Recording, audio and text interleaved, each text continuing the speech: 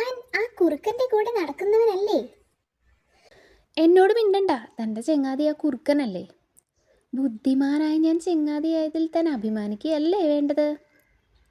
എന്നാലും അവരെന്നെ കൂട്ടത്തിൽ കൂട്ടാൻ ഒരു വഴി തന്നോട് പറഞ്ഞു മടുത്തു. താനൊരു വഴി പറഞ്ഞു തന്നാൽ മതിയെന്നേ. എനിക്കൊന്നും വയ്യ. താൻ കാട്ടുമുത്തപ്പനോട് പോയി ചോദിക്ക്. അല്ല പിന്നെ. അതെ, കാട്ടുമുത്തപ്പനോട് തന്നെ ചോദിക്കാം. കാട്ടുമുത്തപ്പനെ തപസ് ചെയ്താൽ തനിക്ക് സമാധാനമാകുമെങ്കിൽ താൻ തപസ് ചെയ്തോ. മന്ത്രങ്ങളൊക്കെ ഞാൻ എഴുതിത്തരാം.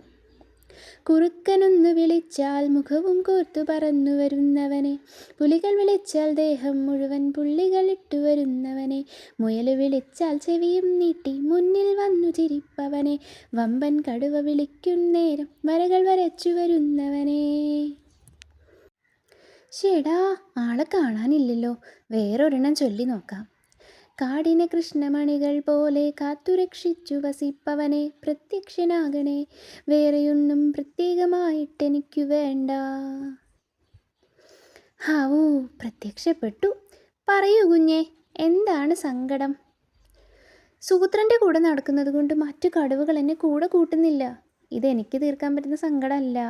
എന്നെപ്പോലുള്ള കാട്ടുമുത്തപ്പന്മാരെ നിയമിക്കുന്ന കൊടുങ്കാട്ടുമുത്തപ്പനെ പ്രാർത്ഥിക്കൂ. എന്നെ കൂട്ടത്തിൽ കൂട്ടാത്തവരെ കൊടുങ്കാട്ടുമുത്തപ്പൻ ശിക്ഷിക്കും. അതൊക്കെ നടക്കുമോ? പിന്നെ എന്നെപ്പോലുള്ള കാട്ടുമുത്തപ്പന്മാരെ പോലും ശിക്ഷിക്കാൻ കഴിവുള്ള ആളല്ലേ. എല്ലാവർക്കും അദ്ദേഹത്തെ പേടിയാ. വളരെ ഉപകാരം കാട്ടുമുത്തപ്പ.